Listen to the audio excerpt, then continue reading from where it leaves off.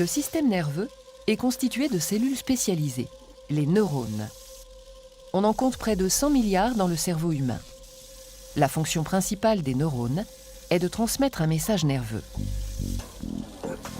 Chaque neurone possède un corps cellulaire enfermant un noyau comme la plupart des cellules de notre organisme, de nombreux prolongements cytoplasmiques récepteurs, les dendrites, véritables antennes, et un prolongement particulier appelé axone ou fibre nerveuse.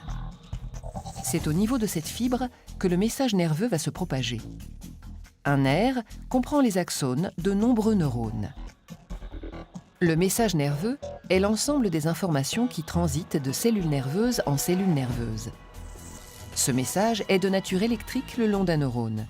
Il se propage toujours dans le même sens, des dendrites vers la terminaison nerveuse en passant par le corps cellulaire et l'axone. Ainsi, le message nerveux est de nature électrique le long de l'axone et chimique au niveau de la synapse. Lorsque le signal électrique parvient à l'extrémité de l'axone d'un neurone ou terminaison nerveuse, il rencontre un espace appelé fente synaptique qui l'empêche de se propager à un autre neurone. L'arrivée des potentiels d'action à l'extrémité de l'axone du neurone 1 dit présynaptique entraîne la migration et la fusion de vésicules avec la membrane plasmique du neurone 2, ou neurone postsynaptique. Cette fusion libère les molécules enserrées dans les vésicules, appelées neurotransmetteurs.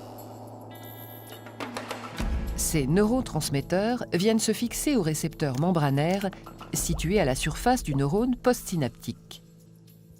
Cette fixation déclenche une réponse électrique dans le neurone postsynaptique et éventuellement, si cette réponse est d'amplitude suffisante, la création de potentiels d'action. Les neurotransmetteurs permettent donc la transmission du message nerveux d'un neurone à l'autre. Ces molécules actives sont libérées par un neurone et réceptionnées par un autre sur lequel elles agissent. Une synapse peut être excitatrice si elle entraîne l'activation du neurone ou inhibitrice si au contraire elle la diminue.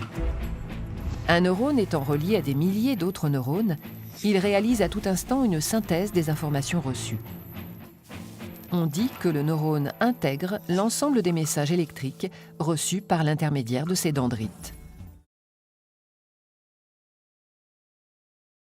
Qu'y a-t-il dans le cannabis pour qu'il agisse sur le cerveau? C'est à cause d'un principe actif présent dans la plante, la molécule delta 9 tétrahydrocannabinol. Ah oui, le fameux THC. Exactement. Le THC est attiré par les tissus riches en lipides, en matière grasse, si tu préfères. Eh bien, il se trouve que ton cerveau est l'un des organes qui en contient le plus. Le THC est donc irrésistiblement attiré par lui. En temps normal, les ordres envoyés et les informations reçues par le cerveau circulent le long des neurones sous la forme de signaux électriques et passent d'un neurone à l'autre par le biais de substances chimiques appelées neuromédiateurs. Mais ça ne s'arrête pas là. Le neurone qui reçoit le message chimique envoie lui aussi des neuromédiateurs vers le neurone émetteur. Il lui indique ainsi qu'il a compris le message et qu'il n'a plus besoin de recevoir davantage de substances chimiques. Mais quel est le rapport avec le THC? Eh bien, comme tu le vois, au bout des terminaisons de chaque neurone, il y a des récepteurs précis pour chaque neuromédiateur. C'est un peu comme une clé dans une serrure. C'est à ce niveau-là que le THC agit. Il va mimer des neuromédiateurs, prendre leur place sur les récepteurs du neurone émetteur et ainsi perturber la communication entre les neurones. Après la prise de marijuana, l'arrivée en grande quantité de THC dans notre cerveau dérègle la communication entre les neurones. Et ça, c'est pas une bonne nouvelle. Non, pas vraiment, car le THC n'agit pas uniquement sur les zones du cerveau responsables du plaisir.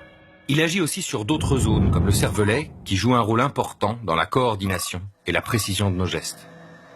Fumer du cannabis provoque un ralentissement des mouvements, des pertes d'équilibre et des maladresses. C'est pour ça qu'il ne faut pas prendre le volant sous l'emprise du cannabis. Et ce n'est pas tout. Le THC perturbe aussi le bon fonctionnement de l'hippocampe, siège de notre mémoire. Consommer du cannabis a donc un effet sur notre mémoire à court terme, celle qui nous permet de ne pas refaire 2 fois la même chose par exemple, mais aussi sur l'apprentissage. Car toutes les informations que nous mémorisons passent par l'hippocampe. Voilà pourquoi il ne faut pas fumer de joint quand on va à l'école.